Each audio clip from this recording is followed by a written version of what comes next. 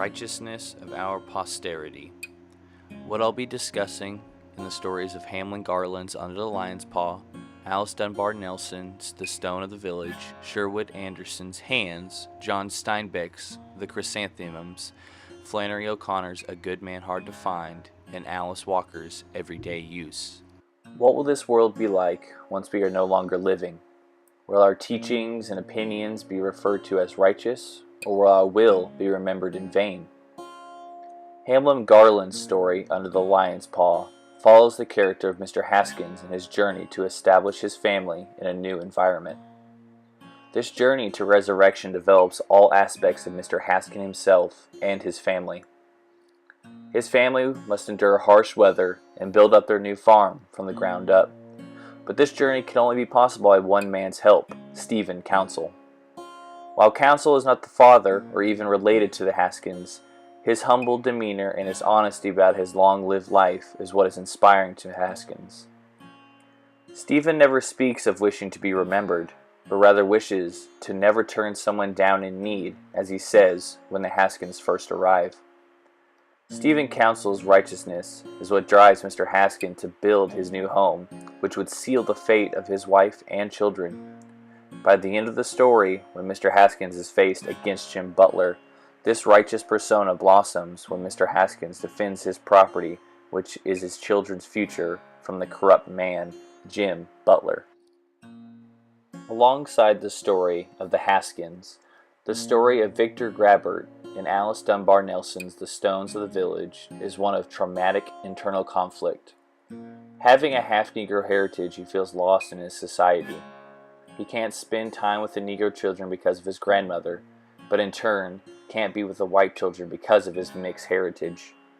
One act of kindness that changed everything was Victor's first boss at the bookstore, who decided to give him an inheritance to Victor once he passed away, in hopes that he would go to school. That is the most righteous act in the entire story. This act of kindness leads Victor down a seemingly uplifting story, but what troubles him is his inability to express his true heritage among his colleagues. That is the tragedy of this story, because while he has made an impact on many people's lives with the gift of his former boss, he himself has not lived a righteous life, but rather a life full of worry. So what he did was righteous. He took his new wealth and made something of himself, but never grew to know how to accept himself. In John Steinbeck's story, The Chrysanthemums, it is not necessarily a child that is needing guidance, but rather the way in which male population views women. The status of women is what needs to be changed in this story, because the men are not righteous to assume that women are only meant to be housewives and only deal with flowers. This assumption is not seen in the character of Elisa.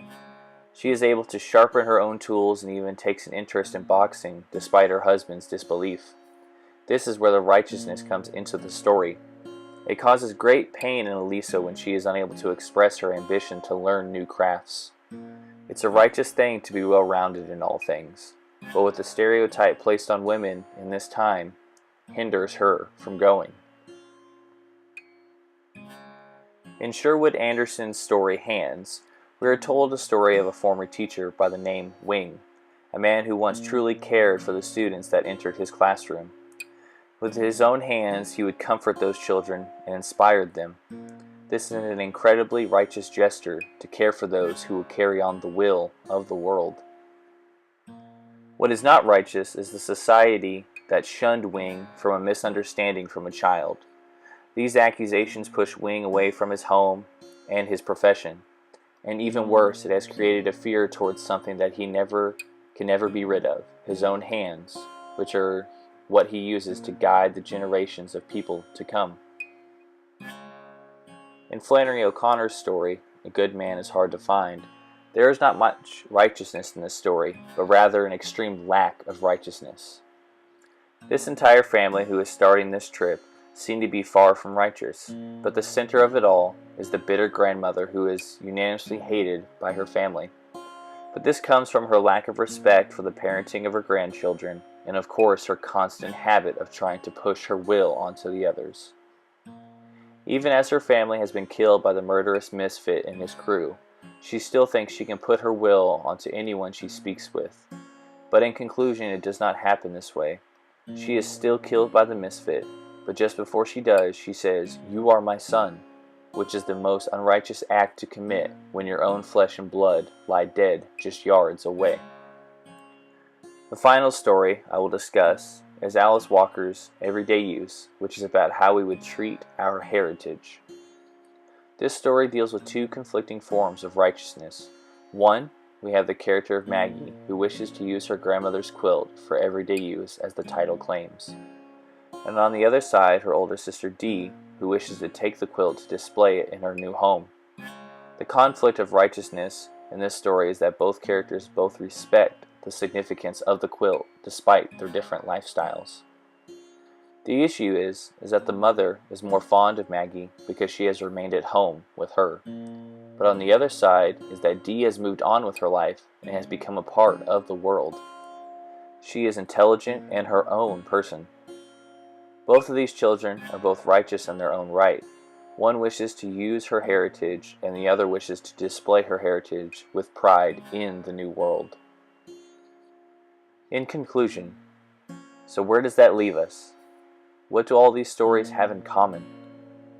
It's not merely if each of these characters are righteous or not in their own way, but how our actions will change those who will continue to live once we are not living, our posterity.